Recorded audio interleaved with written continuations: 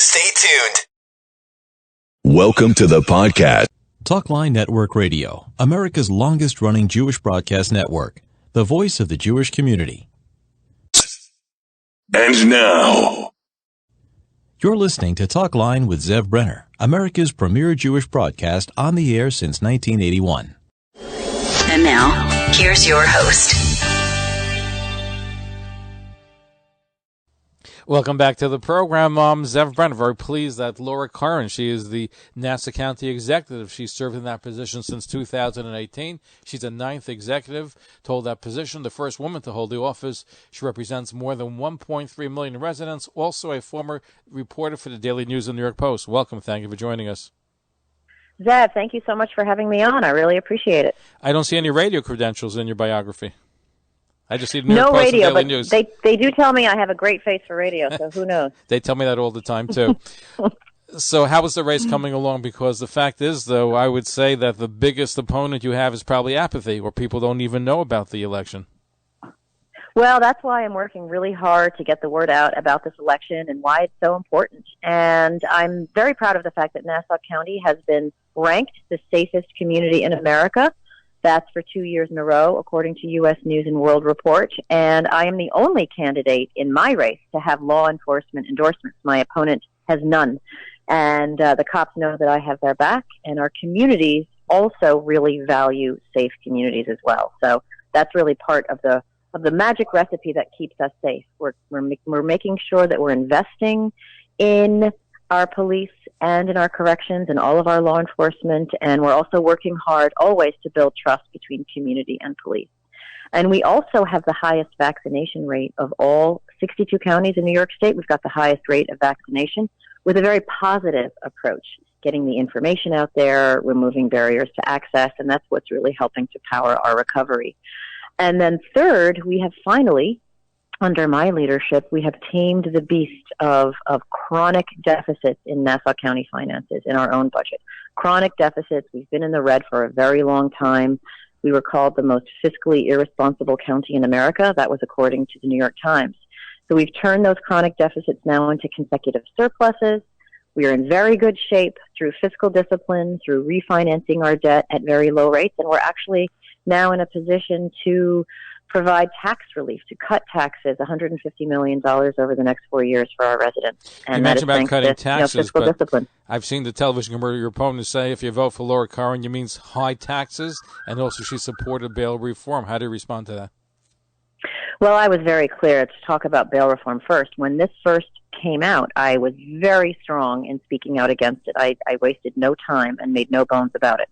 I wrote an op-ed in the Daily News back in 2019. I was on TV. I was on Fox and Friends, saying that this bill went way too far. You know, my number one job is to keep our community safe, and I will absolutely speak up if something is going to jeopardize that. I put together a coalition, a common sense coalition made up of law enforcement folks from across the island, not just Nassau, to come up with solutions to what I called a debacle. You know, solutions like extending the discovery period. It's much too short right now. Solutions like giving the judges more discretion in their cases when it comes to bail. And, so that's just, I was very clear. My record is very clear on that. And when it comes to taxes, I have not raised property taxes on the county portion of your tax bill, which is the one portion I can control. I've not raised it 1 penny since I got into office. And because of my fiscal discipline, we're actually now in a position to cut taxes. I think people would love to hear that. Everybody likes when they hear the word cut tax as opposed to high taxes. How has inflation affected, though, Nassau County? It's real. You know, unfortunately, we are seeing supply chain issues, labor shortages, and unfortunately, we are seeing prices rise. I think anyone who does their own grocery shopping is seeing their grocery bills go up, 20, 30, 35%. So we want to do everything we can to help our businesses recover and to help our communities recover. We have federal money, COVID recovery money, that we are now pushing out in the form of grants for small businesses and for nonprofits. And we're also sending checks, $375 of this COVID relief money direct to households so they can help pay for the groceries, back to school clothes, getting haircuts for the kids, whatever it is. We want to make sure that everyone is part of this recovery and can take part in it. And the beauty of the fact that we have a budget that's balanced so we can pay for all of the services, whether it's public safety, health department, social services, we're good. We're in good shape. So we can actually use this federal money now and push it out into our businesses and to our residents. How do people take advantage of the $375 rebate to each household? What are the qualifications for that and some of the other relief for small businesses? So for small businesses, they can go right to our website. It's nassaucountyny.gov/boost Nassau, BOOST Nassau, and you can apply right online. Or you can make an appointment. We have an office, a Boost Nassau Resource Center right in Eisenhower Park. We have staff there speaking all different languages because, as you know, so many of our businesses, so many of our entrepreneurs might not have English as a second language. So we want to make sure it's available to them as well.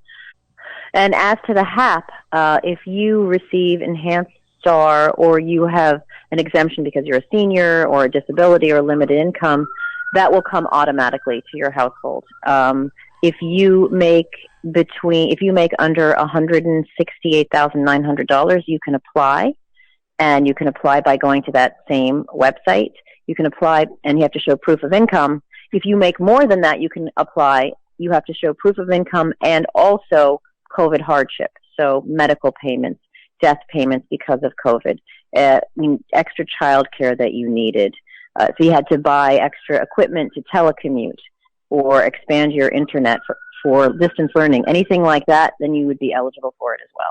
So go to the website, see if you're eligible, and we want to make sure that we're getting this money out there as quickly as possible. People are already getting their checks. Now, in New York City, they have COVID mandates where in order to work for the city, you have to have a vaccine. I know that you've made some progress here with COVID and vaccines here in Nassau County, but what do you think about mandates? So that is not my approach. Our approach has been very positive, and I think that's why we have the highest rate of vaccination in all 62 counties of New York State, and we're the second highest in the nation among large counties. And it's a positive approach that removes barriers to access. Our health department is bringing the vaccine right to businesses. It's bringing it right to our own employees, whether they work in a Department of Public Works garage or a police precinct or a station house, an office building, whatever it is. We also have our homebound. Our medics are bringing the vaccine right to the homebound, people who can't leave the home. And we're also making sure that we're communicating with all of our communities, whether it's the Orthodox Jewish community, whether it's the Hispanic community, the Persian community, what have you. And we're speaking the language, literally and figuratively, of the community, because often it's those trusted messengers. If you have healthcare professionals who are from your own community talking to you about the benefits and the safety of this vaccine, that is much more persuasive than a more sort of top-down approach. We know that we have to get buy-in, and we know that we have to make the case, and I think it's been successful. That's why we're number one. That positive approach really does work. So you would say mandates probably don't work, but the more positive approach does work, is what you're actually saying. That's right. I believe the positive approach is working, and I think you can see it. The fact that we have close to 95% of adults 18 and older in Nassau County vaccinated with at least one dose tells you this approach is the winning approach. Our guest is Laura Curran, the Nassau County executive since 2018, running for re-election. Tell us about your relationship with the Jewish community, which is a sizable one, especially in the 5 towns and the beaches. So I have been so grateful for the warm welcome that I've gotten in the community. I've spent a lot of time in the 5 towns and other Orthodox communities as well. When we had a spate of anti-Semitic graffiti on the North Shore, we made it very clear that we have zero tolerance for anti-Semitism of any kind. And the police commissioner and I made it our business to visit the shuls, to visit the synagogues on many Saturdays, talking about what we're doing to keep the community safe. And I have to say, the Orthodox community is one that really values public safety. They've been incredibly helpful as well. You know, the community meets us halfway, which makes a big difference. And I know that our law enforcement really appreciates the support that they get in the community. The fact that I am the only candidate in the county executive's race that has law enforcement endorsements, I think speaks to the fact that they know that I respect them and they know that I have their back. Honestly, public safety is the most important thing. when it comes to running a government. If people feel confident going to shul, if they feel confident sending their kids to school or starting a business, that is really the bedrock of a civil society, and it's something that is my most important responsibility. In fact, I saw you at the anti-Semitism rally in the Five Towns in the summertime, which is a tremendous display of community support against hate, against anti-Semitism. That's right, and I think it's very important to come out and be very clear that we do not tolerate anti-Semitism at all. And I've never been shy about that, and I had a chance to visit Israel, actually, with Rabbi Billet, Rabbi Emeritus of Young Israel of Woodmere, right before the world shut down in February of 2020. Had a wonderful time, and I'm just so inspired by the resilience and the strength and the warmth of the Jewish people. Now, yes, every elected official appears on the program. This is the toughest question of the interview, Laura. Okay, I'm ready. You go to a lot of Jewish events, kosher events. What is your favorite kosher food when you have to sample different sites and different events? So my favorite would have to be cholent. I actually am looking up recipes to make it in my own slow cooker because I could eat that every day. It's so satisfying and delicious, and there's so many varieties of it as well. I think you're the second elected official to tell me cholent. Okay. I think Eric Adams told me sushi, gefilte fish. We had some very interesting responses to that. I told you it was the toughest question of the interview. Now, yes, I do have to say, whenever I go to an Orthodox event, the sushi is always the best I've ever had, and beautifully displayed as well. Now, you're the third Democrat to hold the position in 80 years. I'm referring to county executive. Nassau County is considered more Republican than Democrat, even though things are changing. So with a strong race for district attorney, how do you think that will affect the county executive race that you're running in? So I am 100% focused on my race. I do know that Todd Kaminsky, as a federal prosecutor, never lost a case. I think he would make a fine district attorney. I, of course, am 100% focused on my own race, and, of course, I've been very clear on my thoughts of bail reform right from the very, very beginning, and I felt it was important to make it clear. Again, my most important job is public safety, and that's one that I hold sacred. Now, we've talked about crime. What about gang violence? Some of the most vicious, violent gangs do have a base in Long Island. Yes, and we have a very good gang unit, and we have seen those numbers go down. In fact, we have seen between last year and this year, we've seen major crime of all kinds go down 5%. Homicide go down 38%. Residential burglaries go down, and car thefts go down. However, we always know that criminals find new ways, and we want to make sure that we are on top of it. So we really are investing in intelligence-led, community-based policing, making sure that we're watching everything, we're on top of everything, and also understanding that the community and their input is often part of the solution. And that's why that trust between community and law enforcement is so important.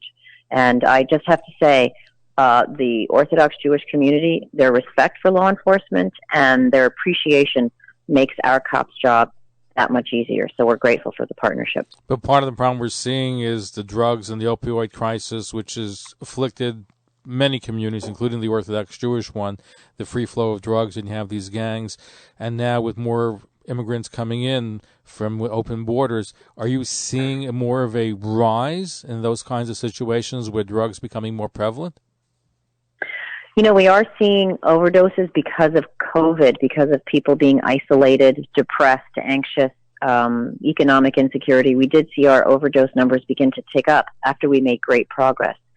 So we want to make sure that we're tackling the enforcement part of it, but we're also making sure there's enough treatment for people, that there's education and awareness and treatment options. In fact, there are so many treatment options, and they're often culturally relevant ones in different communities.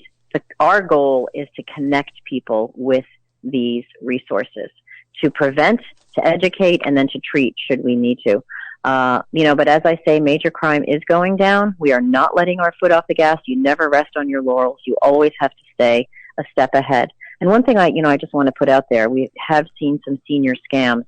There really is a special place in hell for those who prey on the elderly. So we want everyone to be aware. We're doing workshops and seminars all over the county with our seniors about how they can avoid being scammed by these con artists. It's not only seniors, there's affinity targeting, and even in the 5 towns there have been members of the Orthodox Jewish community were taken to a scam where they lost millions of dollars. So affinity targeting is when you pray in the same place and hang out together, so you're more prone not to do your due diligence and invest in something which is wrong and which is illegal. Yeah, that's right. And so, if something seems too good to be true, no matter what your age, you can trust, but always verify. If it sounds too good to be true, hang up the phone, don't answer the email, and feel free to call the police. It's never an overreaction if you think you're being scammed. What's your biggest challenge on the campaign trail? What are you hearing from people? Biggest challenge is, what I'm really looking forward to continuing is keeping us safe, keeping our fiscal discipline, and making sure that we're supporting our small businesses, supporting our downtowns, and making sure we have the kind of housing that our young people want. All too often, they leave. So, supporting affordable housing in communities that welcome it, where it makes sense, making sure that people have ways to get around besides driving, whether it's adding bike lanes. We were adding bike racks to our nice buses, adding more pedestrian amenities. All of that will make life more attractive here for all of our residents, but especially young people. That's really our biggest challenge. And, of course, infrastructure. Our coastal communities are deluged with these storms that are coming. I was just in Island Park talking about a big storm mitigation project that we're working on. Our big challenge in the future is making sure that we can withstand our changing climate. Because, what happened is a lot of people have been moving to Long Island because of COVID, so we're seeing a rising amount of housing prices go up significantly because of the supply and demand. That's exactly right. Our housing market is on fire, which is good because people want to live here. They want to invest here, both private businesses and residences. So the question is now, how do we increase our housing stock in a way that is responsible and in a way that the community can welcome? I'm very proud of the fact that we finally broke ground down at the Superblock in Long Beach for housing, apartments, and condos. There's a beautiful development going up in Garden City. Lynbrook's coming online with some great stuff. Westbury, Mineola, Farmingdale. It's happening, and it takes some political courage to get it done, but I'm there, and I'm ready to help in any way that I can. We have a few days left to Election Day. So what are your plans in going out, for example, to reach out to the Jewish community? Well, I'm taking absolutely nothing for granted. Someone in the community invited me for Shabbos dinner, actually for Shabbos dessert this past Saturday. I was very grateful to come and just talk one-on-one with people. I think when you have real conversations with people and you take their questions, that's the way to win their trust.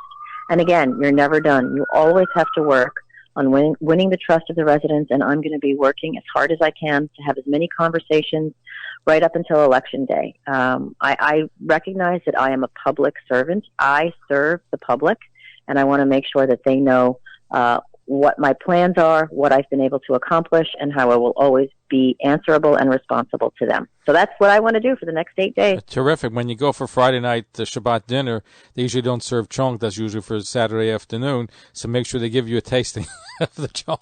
Yeah, that's right. No, you have a lot on your plate, but you should add that, yes. Yeah, a lot, but it's well worth it, and I'm looking forward to perhaps seeing you in person next time. Look forward to having you on again, and it's the first time, but we look forward, and thank you for being part of our special pre-election broadcasting. Thank you for having me. And that here is Laura Curran, Nassau County Executive, running for re-election. Talkline radio and TV with Zev Brenner is just phenomenal. Everybody concerned about the Jewish community should listen and watch. He has the best guests. He asks the most interesting questions. He's always so well prepared. It's talk radio and television from a Jewish point of view at its very best. To advertise on the Talkline network and Talkline's email and social media blasts reaching over 70,000 people, please call 212-769-1925, extension 100. That's 212-769-1925, extension 100. Or email info@talklinenetwork.com. Thanks for listening. For continuous Jewish programs, talklinenetwork.com, or our 24-hour-a-day listen line at 641-741-0389. For past shows, you can find us on iTunes, Spotify, Amazon, YouTube, Instagram, and all major podcast platforms, or jewishpodcast.org. Thanks for listening to the talklinenetwork.com. Talkline Network Radio, America's longest